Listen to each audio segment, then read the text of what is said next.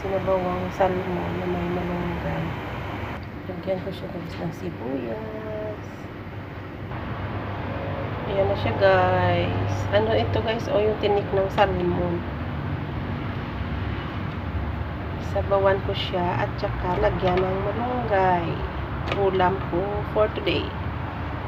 Lunch ko yan guys. Wala kasi sila kaya luto ako ng ganito. At saka may dala akong malunggay kahapon ba.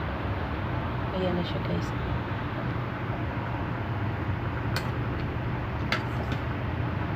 Yung tinik ng salmon yan guys. Oh, na isda.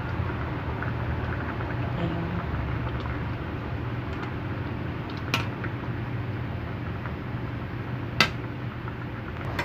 Ito na guys. Malapit na siyang maluto.